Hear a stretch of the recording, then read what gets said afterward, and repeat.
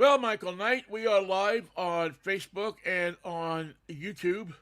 Nobody would believe it, And but we were hit by a meteor this morning, and there was some damage to our headquarters in the Poughkeepsie. But it looks like we're back in the air, and the equipment can be replaced. Vinnie, it was just a meteor. is that what that was this morning? I think that's I what thought it was a that's what I milk was truck told. rolling down the hill. Okay, it could have been a milk truck, but it was moving so quickly.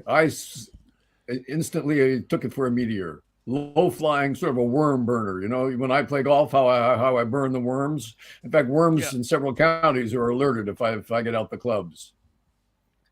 I Caution, worm burner ahead. yeah, I've seen a meteor I believe scorch into the earth. I was a few hundred miles away, I think, when it happened, so I'm not sure that it hit the earth, it disintegrated or what, but I've seen it come Where were down you low out then? of the sky. Arizona. Ah, the clear skies. Yeah, northern Arizona. This thing just went across the sky in the petrified forest, and it looked to me You like were a believer. it was just going down, down, down, and as it came down, the tail got brighter. Wait, there's a song there somewhere. Down, down, down, the tail got brighter. It hit the ground Down, and down, oh, down, the tail got brighter, baby. Down, down, down, the tail got brighter. Down, down, down, that tail got brighter, and I I got told mighty you. fine. I told you there was a song in there, and there it There's a was. song. There's a song in everything, Mikey. By the way, if you're just joining us, he's Michael Knight, and he is down in Pasadena, California, snow capital of the world. I have a banky across my knees. We have winter weather for the first time, well, in quite a while. It doesn't snow in Pasadena that often. Now, the mountains around Pasadena always have snow during the winter, but we like to look at it from afar and have a sunny day on Colorado Boulevard. That's not the case today. It's winter, and we had a lot of hail yesterday. Besides, all over LA. Yeah, I saw that. I was watching a YouTube video about a guy who does what they call stealth camping, and he was camped by a truck stop. So what he does is he gets off the highway and he goes into like things in back of. He'll stealth camp in a bus terminal. He'll stealth camp, places that you normally get thrown out of. He figures out how he can hide and stealth camp in these places. He's camped in the woods behind a housing development. I mean, this guy is good. I mean, he's got his equipment together. He's got his stuff together, um, and he knows his stuff. And he was, I guess, in Southern California yesterday at a truck scale and camped behind the truck scale.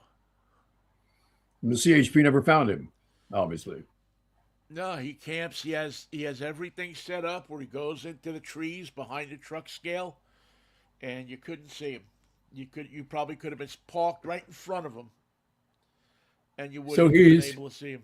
he's stealth camping in the worst weather in 20 years. He can really pick his time. Well, he's from Canada, Oh, so so he doesn't know from warm. I don't think it bothers him. I Warm don't. would just be a I burden would think be a he's. burden on him. I just think he's enjoying life. You can find him on YouTube at Steve Wallace Stealth Camping, and look at his stuff. His He parents are so takes proud. We he gave birth puts to a the lot of wood. content up there, man. And he's got a Yeah. ton of Patreon supporters. So I wouldn't knock the guy. I mean, he's No, no, making a no. living camping. He's found a niche behind the scales. See, I'm thinking that's what we need to do. By the way, in case you're tuning in for the first time, I'm New York Vinnie, and I'm up here in cold, and I mean butt cold, Seattle, Washington, where the temperature Are you last saying I your looked butt? Are you was saying your butt's a little chilly this morning? my butt is well. I'm having a little problem this morning, Michael. My You want to part get of my into it? butt is chilly, Oh dear. and part of my butt is cold. Oh, so there's a difference. Somewhere in the middle, you've got frigid territory. Yeah, we're at 25 degrees. Um, yeah, I mean when I go to Well, that's not enough. set 25 degrees is down, not enough. yeah, when I Yes. go to set down, um, it's cold. But moments after it gets hot. It's about as Well, much as I'm going to go there I'm going to guess it's because 53 I degrees want outside. our audience 44 and not raining. to leave us. There, 44 44 and and raining. raining and we got a flood watch going on through tomorrow because of the And where rain. is that? By Right here you? in Pasadena. Yeah. What's Portland tomorrow? Couldn't tell you. It's not in my phone. I have only right. I can tell you Altoona, Pennsylvania, and I can tell you That's New York, New okay. York. New York's But as for 42 with yeah, a high of Seattle's 32. 47. So I would say Portland is 31. I think I have Portland down here. Maybe I don't either. I thought I did. Does Portland have Spokane's its own 38. weather, or does it get weather Yeah. from Eugene? No, I think it's Portland has their own weather. It's 84 in Miami. You want to meet there? Sure. 29 in Portland with a high of 36, low at 22 today. National Weather Service says there's a wind chill advisory in the greater Portland area. Well, I guess 31. So sue me, Portland. See you in court. Feels like temperature is 18 degrees. It also feels like the first time by Foreigner.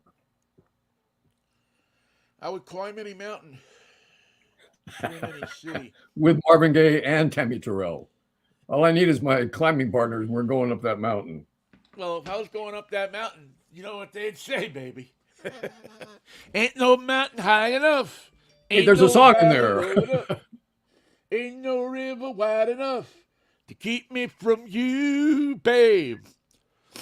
Well, Wilson got what he wanted, right? I mean, he's going to have Sean Payton. The first thing Sean Payton said was in his interview is, I don't know what Russell is going there, but no more nutritionists and no more alternate coaches and no more office off the campus and no more making up plays that nobody knows about and putting them in when you feel like it. You're a quarterback and you're a member of the team. It's not going to be like it was in Seattle where you had your own nutritionist that followed you around and fed you separately from the team. That's not how we do it. That's not what we're going to be doing. And that's not what you're going to be doing if you want to be our quarterback. I think that's probably a pretty good idea. The only thing I see wrong with that is if he has a nutritionist that's working on his meals specifically, he should take his meals in the he should take his meals in the dining room with everybody else. I mean, he can cook them somewhere else, but he should sit there and take his meals with everybody else. I think it's if it's so important that the quarterback eat this food, then let's have some for the lineman too. Well, food is a very personal choice, Michael, and if he feels like he needs to eat certain things. I mean, if I sat in a communal food setting, I would have to, right now, get certain foods ordered for me. Now I wonder if the guy there could cook them. I've never been there for mealtime with the professional football team. How varied are their choices? It's like going to a college cafeteria. Yeah. With high class stuff. They'll make you omelets to order. There's pancakes. There's bacon, sauce. Everything you can think of. But there are a lot of sugary options. And I could see if somebody was trying to cut down on their sugar, but there's always an omelet guy there who can make you something in the morning if you want eggs a certain way or poached or however you might want them. There's always vegetarian options. Good. There's always a salad bar. Although I think the salad is more the traditional salad that you see at a Sizzler, as opposed to the salad you would see at So I could see him. Well, I think a good team would benefit from a nutritionist then. Oh, I know the nutritionist that works with the Kansas City Royals. I mean, the Kansas City Chiefs. He just got a ring. That nutritionist just got himself a ring. Yes, she just got a ring. Nancy Bonsi. is her name. But whatever She's they're from eating, I'll Pittsburgh, have some. I'll have and plenty. If they're having it, I'll have doubles. she's a nutritionist from Pittsburgh, and she does wonders with people. Um, I'm still trying to get her to do something with me, actually, as far as setting up meals and things like that. But she's one of the best in the business. She worked for the Steelers for a while. She worked for the Pirates for a while, and she's been working with Kansas City the last couple of years. It's working out for So the Chiefs, I'll say that. yeah, so Leslie will be getting a ring, and I think it might be her second. So if the if the Denver Broncos were smart, they'd hire Leslie Bonsi to Feed their needy team. feed their team. Oh, I don't know if she would leave Kansas City, but she might for Denver. Might listen, money talks, right? And nutritionists walk. A nutritionist cook or Imagine, makeup, but imagine what you would go through in food and preparation to feed a football team just for one day. oh yeah, I know what you go through. Like I said, I've been in the dining room for 3 meals, and I see what it is. I know what it's like. It's It's a big like you're in a production. college cafeteria. I mean, it's and the food is good. It's no, the players don't, these people are used to eating in good restaurants, so they're not, you're not using the second cut with all the fat on them. You're using prime cuts of meat and listen to teams for them. I know the Seahawks. Paul Allen said whatever these guys want, they get. That's what they get. As long as it goes through the dietitian. Eddie DeBartolo started that concept of taking care of players. Yeah, well, yeah, I don't know if he did. I know the Seahawks had George. Remember George the caterer? No. Yeah, he used to come out and see us when we would do our shows with Claire from Seahawk headquarters. Maybe. And he had, what was he selling? He was selling a chili mix or something like that. I forget. But Chili anyway, con George, carne, the yeah, hard some kind way. of, he was selling something. And he used to come out to us and we'd let him pitch his stuff on the air. And nice guy, but he was like the original cook for the Seahawks. I mean, he did it, I think, since their inception, probably until the late 90s. You've had some And champions. and Jeremy, the caterer, um, did the Mariners stuff. The Mariners are a little bit different. They don't have, it's very different. In football, everybody eats together. The Hmm. cafeteria opens at noon, closes at 1:30 or 2, and everybody comes in and eats together. The linemen all sit in one place. The guys over there, offensive lineman over there, the quarterback sits over here with the three quarterbacks and everything. But everybody's sitting in a certain place, and then there's a table back there for the media, and the media all sit together. And it when they trained out in Eastern Washington, everybody showed up. Breakfast, boom, everybody was together talking and bull crapping. Lunch, everybody together talking and bull crapping. Dinner, everybody together talking and bull crapping. So I think it's a team building thing that you all eat together. Baseball, Bring your appetite and your bowl. just anytime you want to go in the kitchen, there's a kitchen in the clubhouse, and there's a chef there, and he'll make you whatever you want. But the actual kitchen is in the clubhouse, Wow. and Jeff used to Jeremy, I should say. He'd have, some nights he'd have to cook 25 meals for 25 people. Plus, at the end of the night, Somebody's got to do the dishes.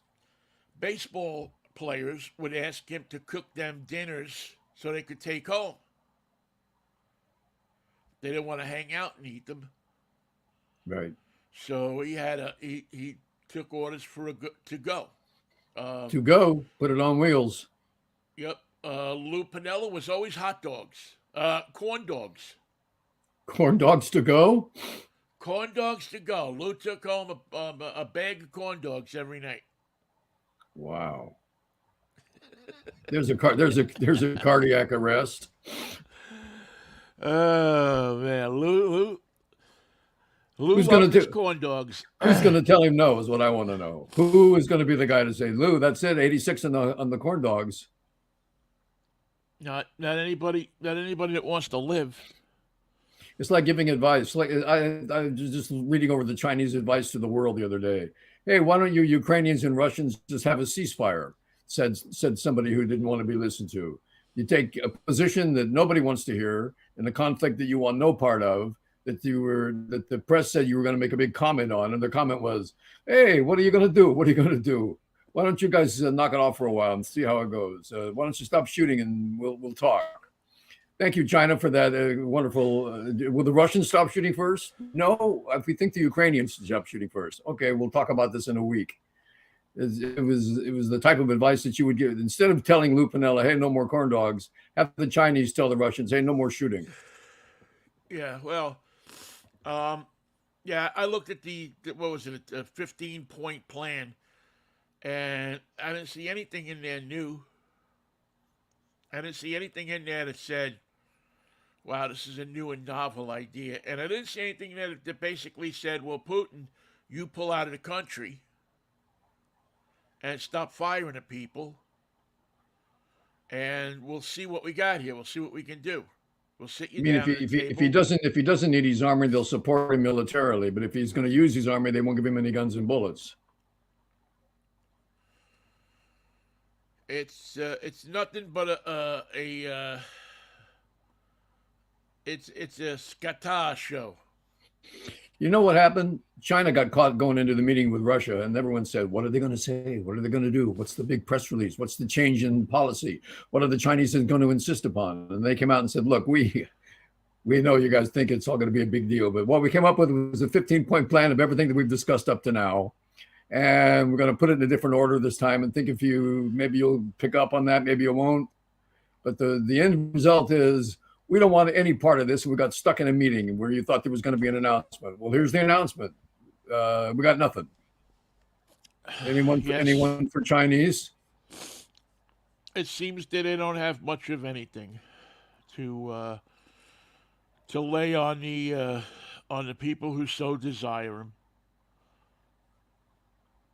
So, Have you been watching the trial on TV, America's Trial with Alex Murdaugh? I happened to wake up this morning and Like you do. like I try to do every morning, it happened to come across his testimony on his addiction. But that's the only thing I've seen. I probably watched a half hour of that because I was interested in how addicted he was and what he was saying. He was mostly talking about what happens when he comes off of his opioids. Well, isn't it funny that this guy has to be taught this late in life, so far down the road, how to take drugs? He's got it all wrong. This is the South Carolina version of getting high, which means you murder your wife and your son. Seems to me that the idea behind taking drugs has been altered somewhat in South Carolina to a point where we have to sit down with all the drug takers in the Carolinas and discuss what they're doing it for. Are you guys just all hitching your ride to opioids so you can kill your son and your wife? Was that what you were planning to do? Because here's where his whole defense is, I didn't do this. I have no motive to do this. Why would I kill my wife and son? I was on opioids. Anything might have happened. Apparently they just do drug taking so differently in South Carolina, you hardly recognize it. If I look at him on the surface, without delving into what he's all about, if I look at him just as he's sitting up there, so if I'm a juror, I don't think I'm buying him. I mean, he's too slick. He's too polished. He doesn't look like he's upset that he's in this situation. Well, he's done a lot of crying on the first day. Yeah, yeah. Show me a lawyer that can't cry. Um, I, I, I don't know that I buy. I'm not paying that much attention to it, to be honest with you. So don't count my opinion for anything. I've got um, no skin in the fight. So doesn't matter to me if he goes free or he fries. Well, the funny thing Uh, is, we seem to have a hard time to coming to grips with the fact that a woman and a boy are dead.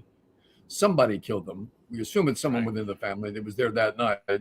What I can't figure out is how can he blame opioid use on mistakenly or unintentionally killing two members of his family, who on in the height of their drug taking has committed two murders that they attribute entirely to the fact that they smoked too much dope, smoked too much meth, took too many opioids. I mean, the number of opioids he was taking a day was, He shouldn't have been killing people. He should have been on the TV watching Law and Order. yeah. I mean, he was, which is what I do when I take my opioids. And hope and I hope mean, and hope that Lenny's in the show. Jerry Orbach, come on, Jerry Orbach, where's Jerry? Give me a smarmy answer. Come on, Vinny. well, we're over here.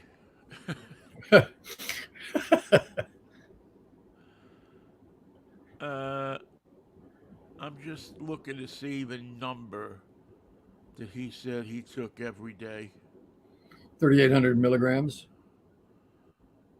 No, it was like a crazy number. It was like 36,000 a month or something. Where did he I get all the? sometimes took more than 1,000 milligrams or 1,200 milligrams on a day. Many days would be more than 2,000 milligrams a day. Where's he getting all this? So he's taking 60 pills a day. You talk about constipation. That's just beyond belief. It is virtually unheard of for a doctor to prescribe a patient more than 100 milligrams of oxycodone a day for even a most severe acute or chronic pain. I take 30 a day You for do? my leg. Yeah, I do. I take 30 milligrams a day. Oh, 30 milligrams. There you go. 33, 10 pills, whatever those pills are. They're usually 10 Right. milligram. So I take 3 a day. Morning, noon, and night. Yeah, so I it's easy for me to believe that this guy would have a problem. I mean, Well, as my surgeon once told me after surgery on my elbow, the use of these pills are insidious. It's just what you need because we just had surgery, but it's just what you don't need because of the toll they take on the psyche as well as the physical part of the body. And he was right about that. I had a hard time getting off of them. yeah, if I for some reason go for a day or two where I don't have them, if I Oh no, you no, know immediate withdrawal that night. yeah, I really I'm You lucky enough. I suffer. take a lot of care that mine go to that I have them for the times I'm supposed to take them. Exactly. Very You important. know, otherwise, yeah, I've run dry a couple of times, and you don't want to go through it. You don't want to be You, there. I've had that. and to tell you the truth, I don't want to do the opioids, but they're the only thing that works for my ankles. Do you, on the other hand, recall ever being in a mood to kill your wife and your son No, as, no, I as a don't have a direct son. result of the use? No, the only thing that I would say that has happened to me that he was testifying to today was to feel a little agitated Oh, yes. and to feel a little paranoid. And the paranoia doesn't really come from the drug. The paranoia comes from the fact that you know that when you do opioids, legally prescribed opioids, you get you sign a contract with the doctor, with the medical group, and the contract says that you will take these as prescribed. You will safeguard them at all times. Basically, you won't let them out of your sight. Um, that you'll subject to a urine test because they want to make sure that you're not doing coke or something else with the opioids, Or just selling them and not taking them. or selling them and not taking them. And so it's a pretty strenuous protocol that you have to go through if you want to go. If you go to a legit doctor and they legitimately decide that these, and I've tried others. I've tried gabapentin and I've tried several other opioids that, and then actually non-opioids for pain. Did you ever buy some on the black market? No, no, I'm deathly scared, and I've told my daughter this, and her boyfriend, and every kid that I know. I have probably said this to them. Do not buy any pills. Don't put any pills in your mouth that you don't get from a drugstore. There's so much use of fentanyl these days coming across the border. Right. There's so much crap in these pills today that if you do them, you're taking a chance. Yep. You're taking a chance. If you don't get a bottle from the pharmacist, and you know where they've been, don't take them. I mean, I encourage them not to take them at all. Right. Don't get involved in it. But if they go to Erin had a appendix out a year ago or so, and they gave her some, and I said, great, but just don't. If you run out, call a doctor. If you can't call a doctor, call me, and I'll call a doctor for you. But let's don't go down the corner and buy some from some guy standing on Broadway. You got a show this weekend that we should know about? I bet you do. You're taking your life into your hands if you do, or if you watch the show, actually. Yes, I do have a show this weekend. What are you driving, Vinnie? You got to run quickly, or? No, I got all sorts of time. All right, I wanted to make sure. I want to get to a couple of things before we hit the show. Well, I had to run quickly yesterday because I had to pee. Oh, okay. Well, I may have to run quickly, but when I run quickly, I just go to run and leave you here for a minute. Yes, I do have a show tomorrow, 8 o'clock. You'll find it right here on YouTube and on Facebook. And then next week, we will return, if everything works out right, to KKNW. And we will we'll be back on terrestrial radio with our show, and actually we may have a little bit of a surprise for next week, is we may be on 2 stations next week. Oh, which 2? Or can you talk? Can't say the other one. Can't say the other one yet. KKNW is 1, and then a station you might be somewhat familiar with would be 2. What market? North of here. So north of there, but still in the state of Washington. Still in the state of Washington. Well, Bellingham, hello. Well, we'll see. We'll see what happens. Well, Mikey, as I thought, you're going to have to hold down the fort for a second because I got a great story coming up, but I got to let somebody in here. Okay, let Daisy in, for crying out loud.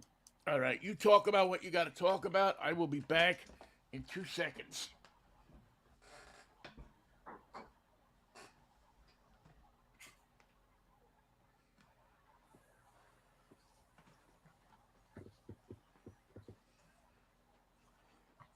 The story that we started with today was one that leads the headlines in ESPN. It's about Russell Wilson and Pete Carroll and the general manager of the Seahawks, all in a conflagration that led to not what Russell Wilson wanted. Russell Wilson proposed to the owners of the team that they fire Pete Carroll, according to the story, and that they fire the general manager, and that they hire Sean Payton to be the head coach, and that they keep Russell Wilson right where he is, right where he was. And the powers that be in the Seahawks front office, the front office, somewhere along the line, got wind of this, considered it, and said, you know what? No. In fact, just the opposite. We're going to keep Pete Carroll. We're going to keep John Schneider, but we're going to trade you so that you'll have an opportunity to catch up with Sean Payton somewhere along the line, down the line. But right now, you're off to Denver, and good luck with your career. And looks like it's going to be a wonderful year for you. Oops, no, it won't. It's going to be a year from hell. The Seahawks rebound in an unlikely role, you have to admit. And Russell Wilson went down the quarterback drain, which I don't think anybody saw coming. We expected him to make a smooth transition to Denver, that it was going to be a chance for him to show his offensive exploits, to escape from trouble, to roll to his right, to roll to his left, and to make connections. But those things never happened. He was among the most sacked quarterbacks. He had a terrible transition into Denver. He lost the confidence of the head coach. He got fired. He lost the confidence of the front office, which said, my God, we just gave 6 players for this guy. And he put himself in a position where he looked vulnerable and out of touch with the game. And if not old, certainly not well adjusted to his new role. And now we see this story, which has been attributed to Atlantic Magazine, and the fact checkers there are more extensive than you have at your house, or even in the Seattle Times, or most newspapers. Certainly most news organizations don't check their facts as quickly and as thoroughly as Atlantic does. And they stand behind their story, saying that that's exactly what Russell Wilson wanted. He wanted to be the man on top. And then Pete Carroll and Schneider were standing between him and sort of like a palace takeover of the team. And that's not an exaggeration. He had his own nutritionists. He had his own trainers. He had his own offensive advisors. He had his own office separate from the team. And Russell Wilson made use of all these special abilities to influence the offense, to add plays as he felt it was necessary. All right, the dog is in. And to come up with an alternative offensive plan. Daisy, And that means for all the brouhaha about who's in charge of this team, there was the head coach, there was the general manager, and then Russell Wilson would get his vote.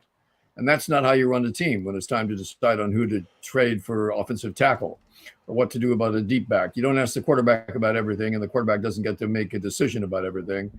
And he doesn't have to call for the firing of the head coach if he doesn't get his way. In fact, if you ever want to know what the front door looks like, call for the expulsion of your boss and see how far that gets you. It'll get you to the door and just a little beyond it. And there you get it. Right out the front door. It should get you right out there. And there you go. You got to look at the building from the outside. You see what the front door looks like. And if you didn't know where it was, now you do. Out you go.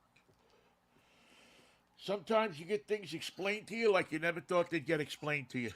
And it's so simple when you get right down to it. You don't even have to carry the cardboard box. Your nutritionist and your advisor can carry their cardboard boxes, and your stuff can be in there too. Your bobblehead doll from when the team loved you. You remember that feeling. Oh, yeah. There's a guy that owned Seattle. Yep. Russell Wilson owned Seattle. He owned the fans. He owned the city. He couldn't have done anything wrong. And for some reason, it all falls apart, as it many times does. You know, unfortunately. Well, it's Vinnie, it's based on winning, like all football. The whole idea behind it is to win. And if you're not winning, then all the wonderful plays and attitudes and placations and comments after the game are very nice. But we don't care if you can make a nice comment after the game. We want you to win. Well, because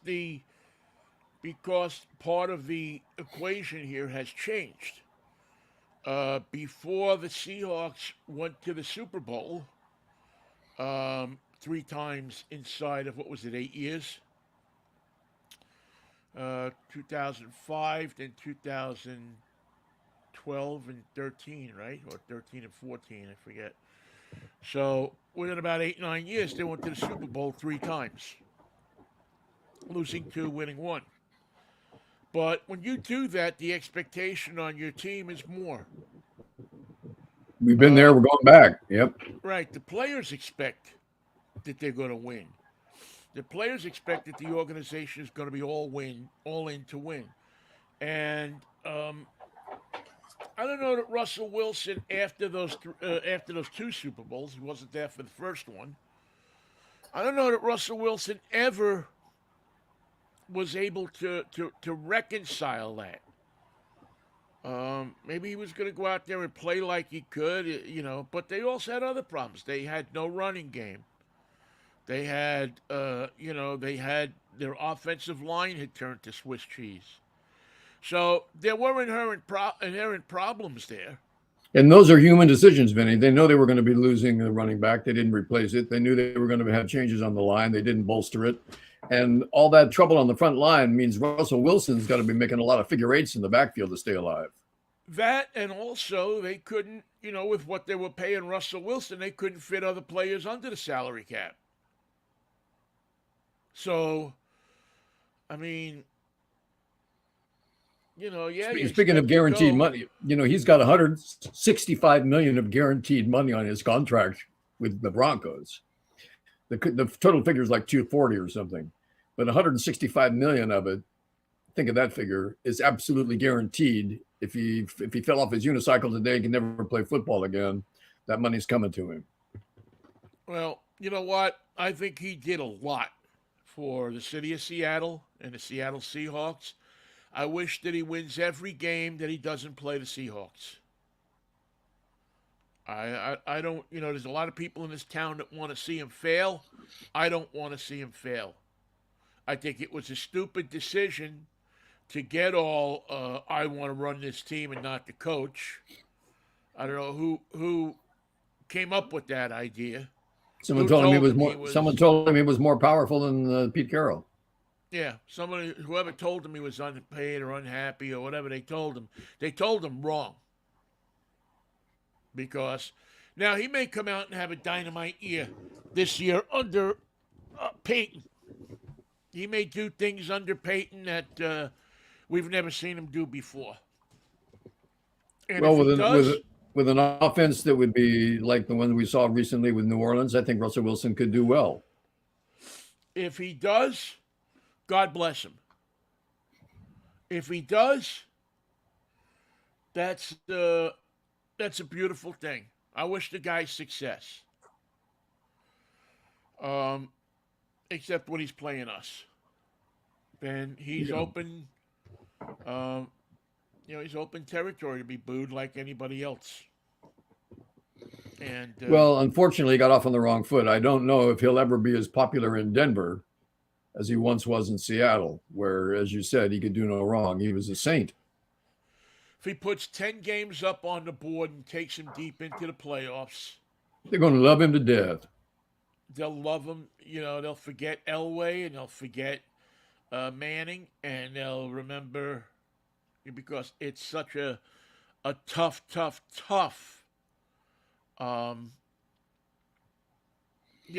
sports is, what have you done for me lately? Yeah. And one of our commenters here, John Raymer, points it out exactly like I've been saying it for many years. What's he say?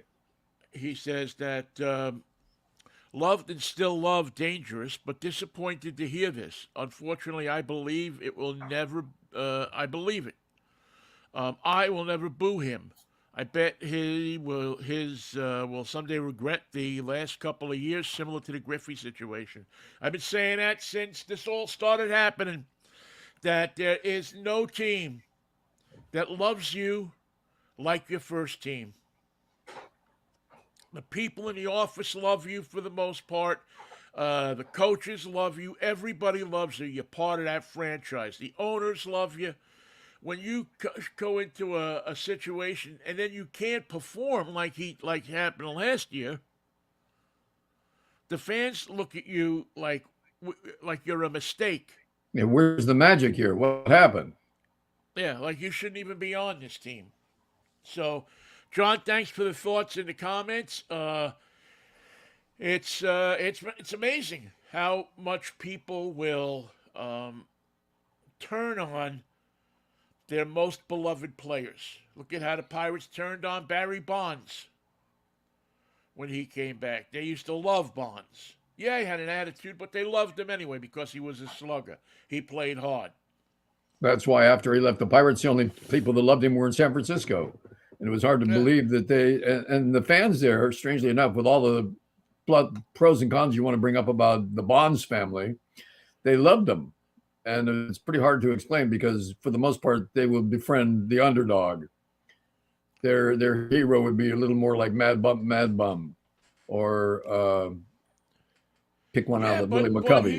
he was a local kid. He went to San Mateo High School, right? Well, he hit the Used hell to out of the work in ball. that. Yeah, worked in that bagel store. Even when he was on the Giants on Sunday morning, he'd go into that bagel store in San Mateo and help those people out. You'd walk in there on a Sunday morning, and there'd be Barry Bonds, picking your bagels out of the bins. You got a schmear. So he seemed to be accessible to his fans. He just didn't like the media. He He liked was certain people. he was unhappy in a lot of ways. Yeah, and I think he had other things that were making him unhappy. Besides, I mean, I don't know what his relationship is with his father, but I can't believe that it's a loving, wonderful relationship. No, You know, they he always usually talked aren't. about he always talked about his godfather, who was one Willie Mays. Right, and who I think kept him kind of under wing when he was with the Giants. But who knows? I mean, if he was doing all those steroids, as they like to say he was, who knows where his mind was going? Who knows where guys that do that stuff wind up roid raging it a whole lot. Well, but let's use a parallel example of Russell Wilson, who had a reputation for being super Christian, super clean, super attentive to his physical conditioning. He had all that going for him and still couldn't resist the ego trip of telling your boss where to go. And he may have blamed a lot of the running around and escapism that he had to perform as a quarterback on the front office, who, in his opinion, he may not have had his health in mind when they were not acquiring the offensive line that they needed, or for that matter, looking forward to putting a team on the field that was actually going to compete year after year for the Super Bowl. I don't know how the Seahawks made those financial decisions. In fact, I don't know where Vinnie went. Are you there, I'm Vin? here. I'm here. Oh, good. So there was. It's hard not for there to be resentments between the quarterback and the front office sometimes, only based on the fact that they arise out of a losing season. Rarely do people take pot shots at each other when they have a winning season. It's those losing seasons that add up, and the decisions that brought them about. You made decisions that cost me another season. You made decisions that cost me another shot at the Super Bowl. You made decisions that should have been made better about linemen and running backs. And you can also say when you had Marshawn Lynch, you didn't use him at the goal line. So what was that all about? Yeah, there was a lot of things that were um, Some teams are too fancy in their offensive West Coast approach to do a 1 yard run over tackle. You know what I mean? I know exactly what you mean. Let's do the so does flipperty gibbet to the tight end. So does everybody here, or at least most people here in Seattle. All right, I'm going to lighten up your Friday a little bit. A UFO report? I'm going to lighten up your Friday. Okay. Are you a karaoke fan? It is one of the most convincing and ongoing evidence that there is a devil. Well, have you heard about the My Way killings? No, sorry. People who get killed for singing My Way, I think it's a good place to start. Do you kill them during the song or do you wait for them to finish? The My Way killings are a social phenomena in the Philippines.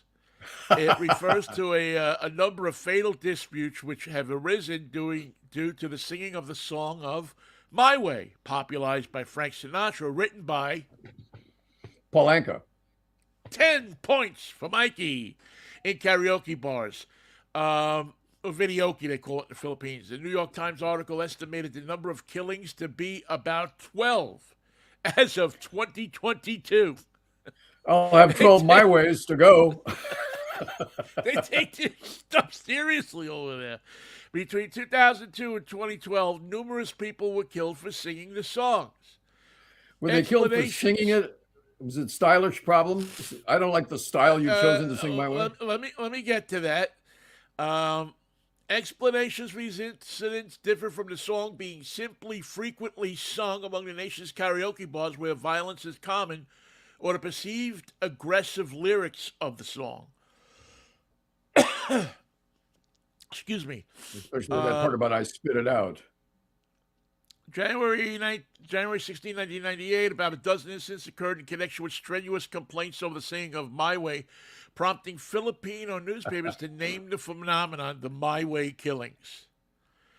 On May 29, 2007, a 29-year-old karaoke singer was shot dead by a security guard at a bar in San Mateo, Rizal. I like the guard had complained. Yeah, the guard said, "I can't stand no more. I stands no more. I'm going to show I can't stand it. I had all I can stand. I can't stand no more." Let's see what happened here. The guard had complained that the young man's rendition of My Way was off key. But the man refused to stop singing. Did you sing a song? No, I sang a rendition of a song. Oh, God. Prompting the guard to pull out a .38 caliber pistol. Which you happen to have. I'm the guard. Shoot the man dead. Yep. I could just imagine Philippine police pulling up. How did he die? Well, look at the back of his head. Our security guy took care of him. Was he singing My Way? Yep, you guessed it. Yep. Some Filipinos, even those who love the song, will not sing it in public to avoid trouble or out of superstitious fear. The song reportedly had been taken off of the playlist of karaoke machines in many bars in Manila after complaints about out-of-tune renditions of the song resulted in violent fights and murders. So all your life you wanted to sing My Way. You finally get 5 martinis in and you start singing it. You can't get anywhere near the melody. And here they come. Security guard leads the way. Death on a stick. My Way. Let's see if there's anything else that's interesting here. What's number 2 on the murder list? Feels like the first time. They don't have a top 10. They don't have a murder top 10. They should. They should really warn the people. Yep, there you go, Mikey. I don't know if that happens in the United States, but my daughter and I and her boyfriend are going to go out to karaoke in the next week or so. And I can assure you that I will leave My Way to somebody else. But test the room. Encourage somebody else to sing it. Go on, sing My Way. Get up there. That's a beautiful song for you. And sing it not totally off key, just a little off key. I'll tell the security guy to be waiting for you. Aaron says that many people in Seattle will not sing My Way. I'm trying to think of another song Honey by Bobby Goldsboro. There's another one. Take the safety off, America. Someone's going to sing Honey. And honey, I miss you, and I'm being good. We have to thank Bobby Goldsboro. And I love to be with you. Who was on an early English invasion tour with the Rolling Stones. And he taught Keith Richards how to play the 5-string guitar. You take the bass E string off of a guitar. You can tune it to various ways, and you've got a 5-string wonder guitar that is great to play with. It's used in the studios that way. It's an old Nashville trick. And Keith Richards has been mastering the idea. He's got guitars tuned to every kind of chord and open tuning, and many of them with only 5 strings. Wow. So thank you, Bobby Goldsboro, for that trick. Keith put it to good use. Remember he had a hit in probably 69 or 70, a song called Watching Scotty Grow. Yep. And then who was it that did a takeoff on it for a kid that lived near a nuclear plant singing Watching Scotty Glow? Oh, I think it was Oh, Steve Goodman actually. was it Steve Goodman or was it I Weird think it was Al? Steve. I think it was Steve Goodman did Watching Scotty Glow. And he was a great baseball writer. Steve Goodman. Wrote about the Cubs. Oh yeah, he wrote. He wrote. Well, he wrote the Cubs official theme song. Um, do they still play the blues in Chicago when baseball season rolls around? And then he also does. He and Jethro Burns do a rolling version of "Take Me Out to the Ball Game," Hey, and I think he has one more uh, baseball. who wrote "Take Me Out to the Ball Game"? Does that have an official writer? Do we know? Van Tilzer and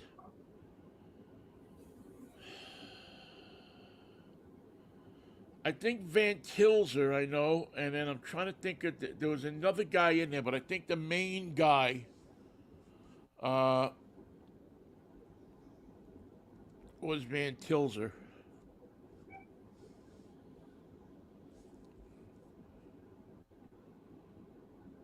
Yeah, watching Joey Glow wasn't watching Scotty Glow, but it was kind of a takeoff on, and that's off his album Affordable Art. Uh, Van Tilzer and let's see, Van Tilzer and Brock, I think it was, not Brock Eward, by the way. You know, there's more Hewards coming. Oh yeah. Uh, yes, there are many more Ewards coming. I don't know where they're storing them all. Puyallup. You You got a think they live in warehouse. a house or a warehouse or a trailer park? It's a warehouse with bunk beds, lots of them.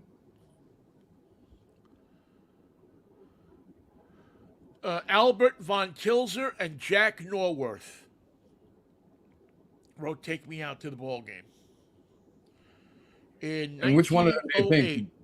1908. Which one do you think never cares if he ever gets back? Uh, well, Could have been this is an Brock. interesting question because they're writing music, Mikey. So while I can see that they'd love to go to the ball game, if you're getting paid, making money writing music in Tin Pan Alley, You got to write I a mean, song. yeah, you go to the ball game for a couple hours, relax, take your lunch, have a beer or two, and then you're lubricated enough to get on the A train, take it downtown back to Tin Pan Alley, And get and to work. get to work, right? You took 3 hours off. Well, the game wasn't 3 hours, then it was 2 hours. Um, you took the time off. To go see the So, Giants to play. right, right, to go see the Giants or the Yankees. I don't know if they went out to Brooklyn. But I don't know. I always thought that I don't care if I ever get back was a Here's a good question. Do you go over to Queens and out to Brooklyn, or out to both of them? You what go if you're over to going to Queens. Ebbetsfield? Well, I'm in Manhattan and I'm going to go to Queens. Do I go over to Queens or do I go out to Queens? You just said I go out to Brooklyn. Well, do I go out to Brooklyn and over to Yeah, Queens, or yeah. I do I go think you out? go over to Queens and out to Brooklyn. Okay, Just like if you're in Brooklyn, you're going to go into the city. that's right. You're not in the And city. You're if in you're Brooklyn.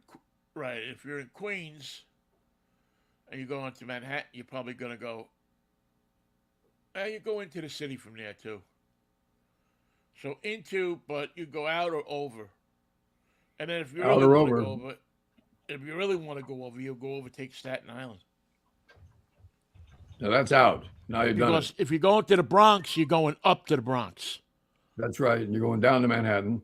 Yeah, there's nowhere in the city except for the very, very tip of Manhattan and North that that they don't say go up to the Bronx. In Riverdale, they can say go over to the Bronx because it's a lateral trip, not a horizontal. It's a horizontal trip, not a lateral trip.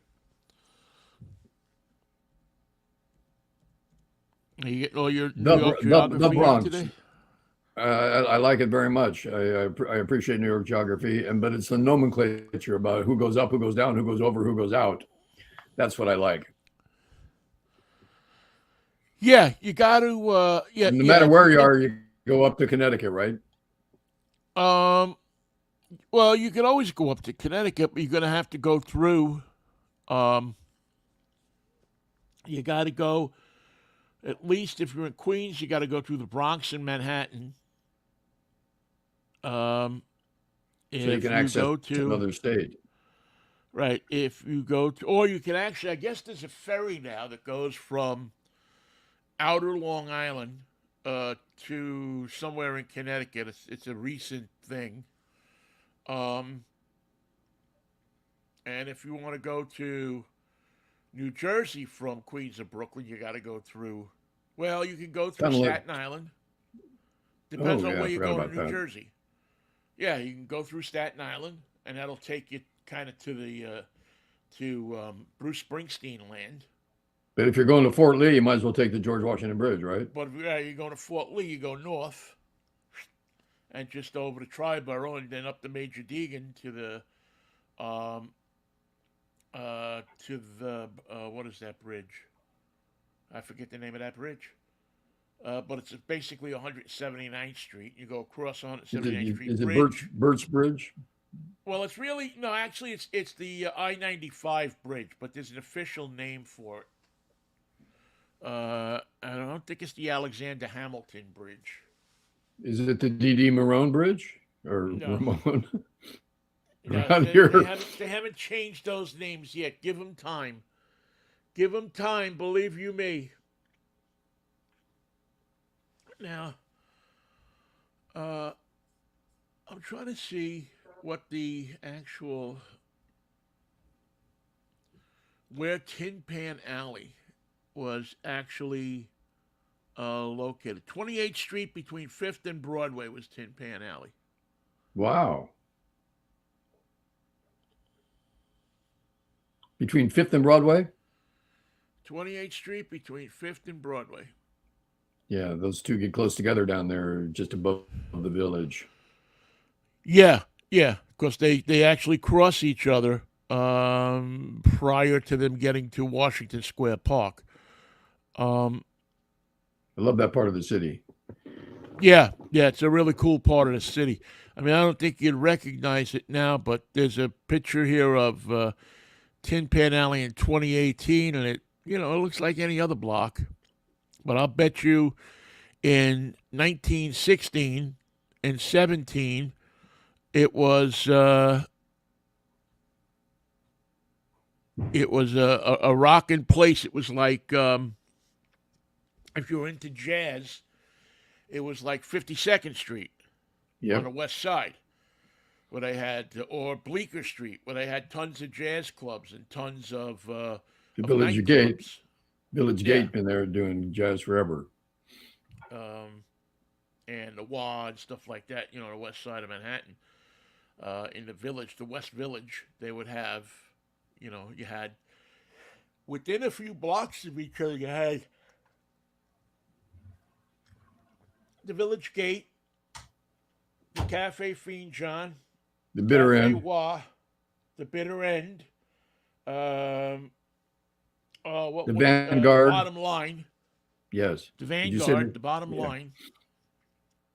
They were all hung together within, 3 or 4 blocks of each other. So you could conceivably go see an early show at the Village Gate and then go bop down and see a late show at the bottom line because the bottom line always had um, 7 and I believe it was 7 and 11 shows. Maybe they didn't have maybe the 11 might have been a 10 at some point, but I remember a lot of 7-11 shows. Well, if the So bars are going to stay open until 4 a.m., let's at least accommodate them with a little music. yeah, well that's the thing, and then people played until 3 o'clock in the morning. Yep. Came out, did a second set, and everybody goes to Chinatown for food. Songs got a little Literally, longer. Yeah. yeah. I mean, I've seen several artists at the bottom line. Several artists in all those places. I mean, I used to when I used to have drive a tow truck. I used to be down in the village all the time. That was kind of my haunting ground, my area. So I would always be down there and picking up cars and You got to meeting know your way people. And around. The map of New York is a little funny in the village. You got to know where you're going. I used to know how to get everywhere. I didn't need a map to go anywhere, man. I knew exactly where I was going down there. I knew where Little West 12th Street was, where Gannisford Street was, all these streets that were little tiny streets that really haven't changed, but I knew where all of them were. I knew where Canal and Broadway was. I knew where Canal and what was the street that the police station was on? Spring. Exeter? No, Spring Yeah. was where the headquarters was. 3100 Spring was the address of the police headquarters For the whole city. for the whole city. Yeah. What's one police plaza now? Back then was located at 3100 Spring, but the building was so small that they had every building around the sides of it had there were police units housed in there. So the whole block and a half was full of cops, and there were just cops all over the place. Cops, wrecked cars, and tow trucks. Oh, it's bothering me now what the street the first precinct is on.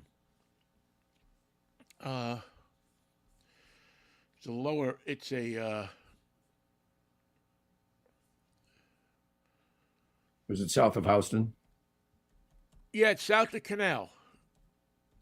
It's right if you come out of the Holland Tunnel, and that's why it's bothering me because I've been.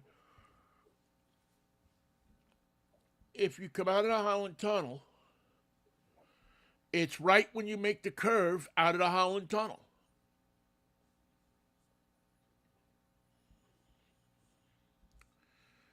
But I can't remember for the life of me, and now it's bothering me. And not Irvington.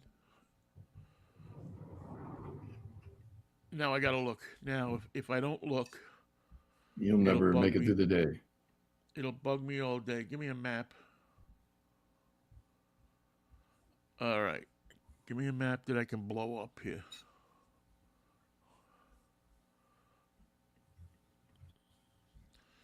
Okay, so it's right. We're checking Vinny's memory about where the first precinct of New York City is. It's down south of Houston on the other side of Canal Street, apparently. We're It's zooming on zero. Vestry or Late. I'd say Vestry. I like Vestry. Yeah, Vestry or Late. As soon as you come out of the tunnel, you go around a corner. It's funny because it doesn't say the police station, so they may have moved it. But the reason I remember this is you come around, and this way you go to Brooklyn, and this way you go to Lower Manhattan, and this way you go to Late Street. You go to the west side. So I think it's actually What lake do you think they were talking about? No, Was there a lake? Laight. Oh, I got you. Um, I think a lot of these streets down here were named after Dutch housing implements. Not even housing influence. I think they were actual people that bought the names. Because these all run off of Canal Street. And I get the fire museum up there. It's a great neighborhood, man. Great. Canal is such an adventurous neighborhood. Yeah, yeah. It's a lot less adventurous now as it was back in the 70s. Of course, you Good didn't place to buy have. an umbrella on the sidewalk. Yeah, now you have it's a shop, basically a shopping center. But in the 70s, you had people living in lofts because they were cheap, and you had some buildings. You Yes, know, you had you had some stores that opened up, and you had lots of interesting shops. the Jewish neighborhood that was up by Delancey, where you could get any kind of Jewish food you wanted, as long as you didn't want it on Saturday. Um, but they had, and now I look and I see the stores that are down there. Especially, there used to be one place to go shopping. There was two places to go shopping on Canal Street. There was Uncle Steve's Discount Electronics.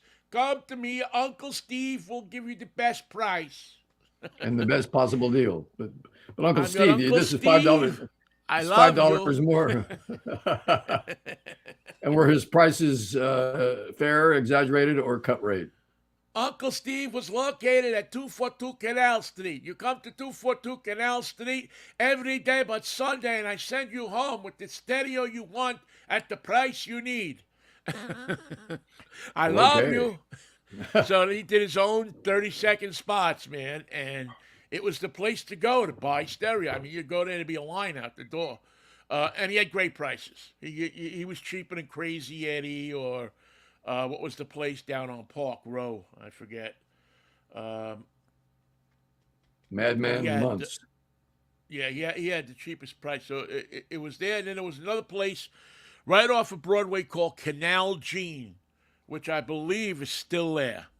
And if you wanted to buy jeans, Canal Jean had the cheapest jeans in the New York City area. Did he There have was bell no bottoms with the cheaper tiny pockets up front? bell bottoms with the tiny. You had every kind of jean you wanted to buy, male, female, baby, big jeans, small jeans. If you had a big belly, you went to Canal Street Jean, and they took care of business. They got you your jeans. Thank you, Gene. They did a Thank great you for my job. jeans.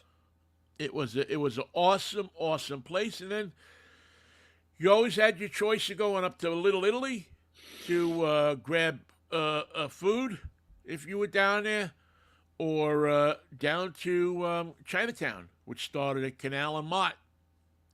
And you go right down Mott Street, and you're going to have, you know, everything you want from Wahoo, Wohop, Hop Key, um, what are the other places? Golden Unicorn. The And Golden Unicorn. Let's go in there for lunch. but my favorite place in Chinatown used to be the Limehouse, which was located on Grand Street and Mott Street. And Grand and Mott, it was the only Italian restaurant in Chinatown. Named after a neighborhood in London. How weird. So you're coming down the street, and all of a sudden you see all the mobbed up guys, because this was a total mob place, open till 5 o'clock in the morning, 6 o'clock in the morning, and always crowded. The only way you got a seat is if the guy knew you. You know, it wasn't tourists; it was people that lived that were down there that they It's knew. not personal, it's business. Right? They just have, and then if if it happened to be a slow night, maybe you could get in. And they had the best squidgili, the best calamari, all of that stuff. Man, was it was awesome, absolutely awesome. Tow truck drivers always got in. They Why loved the not? tow truck drivers. Good luck Tow for you truck drivers guys. had the run of the place. They love you for who you are. Yeah, which is, listen, something that doesn't happen often these days. Not I have often to enough. find somebody that loves me who I am for who I am. I Although I have to think figure out who I am first. I thought that we were going to get more breaks on the grand jury work that's going on in Atlanta right now, but today so far no breaking news that I know of. I think Uh, after that chick, they're telling everybody to shut up. well, they did. What the judge in the case said yesterday was that she had every right to speak her mind and her opinion, and it was allowed under the rules that she engaged in. And it's because Georgia has a different kind of grand jury. They have the special grand juries that are different from the criminal grand juries, and now the matter is in the hand of the criminal grand jury, and they will have to observe their protocols as she observed hers. Well, It's something that most states do not share in terms of the rules and the difference between a special grand jury and a criminal grand jury. I'm always of the thought that you shouldn't say anything until until either indictments are out or they don't indict. Let's get One way or that's the what I other. would like. Well, she wanted to talk. She had to do it without Oh yeah, mentioning she names. wanted to talk. Yeah, she wanted to talk. I mean, she got what she wanted. She got her face all over. She got her 15 minutes of fame. Indeed. Did you see that they've taken off all of her social media? She's taken it down except for her um, one of her accounts, which has numerous references to witches on it. I think it's her Pinterest. She's a Wiccan. So she's She's a a Wiccan. So she's given Donald Trump another thing. He can finally say he's the victim of a witch hunt. He was going to say it anyway, but yeah, I like the idea. Well, now we found them. We don't have to hunt anymore. We found her.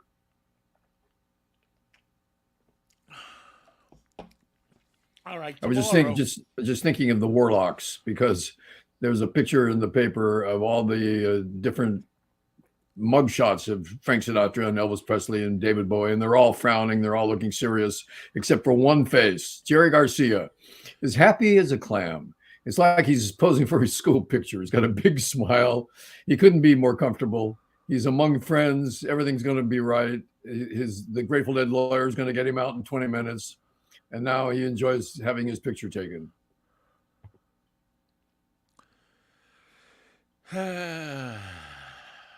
People love to get their picture taken. Yeah, I do too. What the hell? All right, so tomorrow Yes, we'll have a show. It'll be a short show, but we'll have a show. I think we'll be live from the Shoreline Cars and Coffee because they're going to have coffee, and I'm always a whore for a free cup of coffee. I love your coffee. There you go. And what are you I driving? I don't may think I. be a whore because I got a heart of gold. I was just thinking of that song. I'm driving a Honda Pilot. Oh yes, Very, very nice car. I've already gotten comments on the color. which It's is a blue. It's almost the same blue that was used on the NYPD cars of the 70s, 80s, and 90s. Remember that blue sort of a and baby white blue. color Baby scheme? blue. Yeah, kind of Yeah. a baby blue. It's almost that blue. So I've gotten a lot of comments on it. And I'm going to load into the car tomorrow and drive down south to Portland and spend a little time with Bruce Springsteen. Oh, here we go.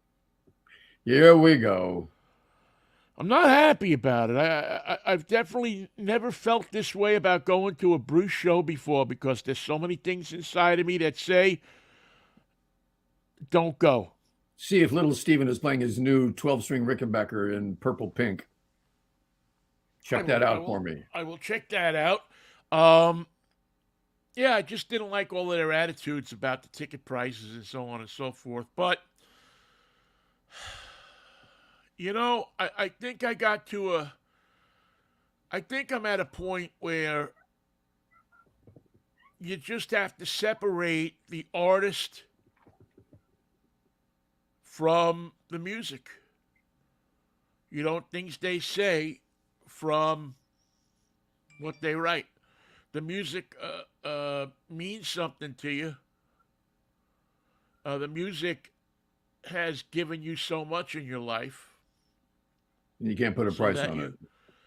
yeah, you can't put a price on it. So you say, all right, well, I'll bite the bullet. I mean, I'm buying a ticket at face value, so it's not like I'm paying $1 million for it. Um, but it's gonna, probably be the last time. Never say never. Well, the way my health is going and his health is, I don't even know what his health is, but his odds and my age, probably a dangerous combination to count on seeing him again 3 years from now. So I'm gonna go and I'm gonna have a good time. I'm going with Lorraine. Of course. Good job. And, well, we've been to so many Bruce concerts together You know how to do it. that we know how to go into do our thing. And so yeah, I'll head down to Portland. I'll be back on Sunday. So Monday I'll have a Springsteen report for you. I look forward to it, Ben. Have a great time. Mikey, it's always a wonderful thing. Another week in the books. Shall we gather on a morose Monday and get our act together? I said let's get together on Monday. It is going to be a morose Monday. And oh yeah, before we go, I would be reft if I didn't mention 1 year ago today the Russians fired rockets into Kyiv, and today is the 1 year anniversary of the war in Ukraine. And God, One and counting. We're on the right side. Don't worry.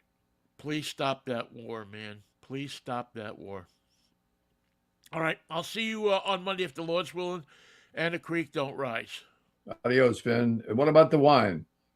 Oh, well, I was just going to say, carry with you all weekend some peace, some love, and some Manischewitz. It's a sweet wine, but we love it. What a wine.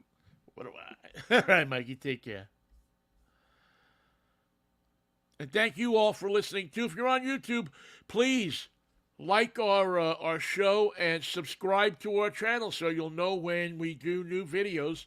Once we get underway here, which it seems like we are, we're going to start doing shorter videos and other little things for both Drive Time Radio and for Mikey and Vinnie. So please, once again, subscribe to our channel. The more subscribers we get, the better it is for everybody. All right? Thank you. Bye-bye.